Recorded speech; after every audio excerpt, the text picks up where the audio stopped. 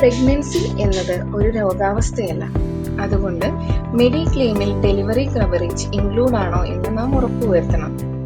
Normal delivery ആയാലും C section delivery ആയാലും ചില പ്ലാനുകളിൽ ഡെലിവറിക്ക് ഒരു ഫിക്സഡ് എമൗണ്ട് ആയിരിക്കും നമുക്ക് ലഭിക്കുന്നത്. ഇതിനെ സബ് ലിമിറ്റ് അല്ലെങ്കിൽ ക്യാപ്പിംഗ് എന്നാണ് വിളിക്കുന്നത്. എന്നാൽ ചില പ്ലാനുകളിൽ നോർമൽ ഡെലിവറിക്ക് ഒരു നിശ്ചിത തുകയും സി സെക്ഷൻ ആണെങ്കിൽ വേറെ ഒരു നിശ്ചിത തുകയുമായിരിക്കും നമുക്ക് ലഭിക്കുന്നത്. വെയിറ്റിംഗ് പീരീഡ് പോലുള്ള നിയന്ത്രണങ്ങൾ സാധാരണയായി എല്ലാ പ്ലാനുകളിലും ഉൾപ്പെടുത്തിയിട്ടുണ്ട്. 12 മാസം, 24 മാസം, 36 മാസം എന്നിങ്ങനെയായിരിക്കും ഈ ലിമിറ്റ് വന്നിരിക്കുന്നത്.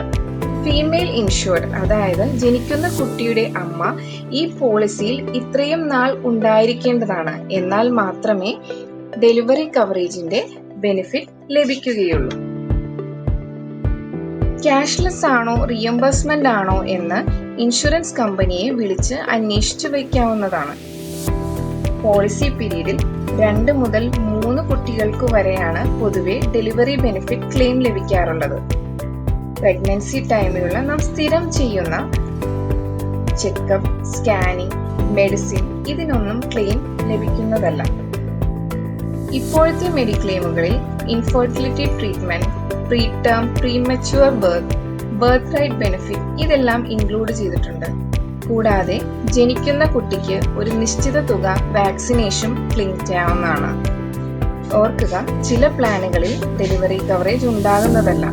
ഈ കവറേജ് ഉൾപ്പെടുത്തണമെങ്കിൽ എക്സ്ട്രാ പ്രീമിയം ആഡ് ചെയ്താൽ മതിയാവും.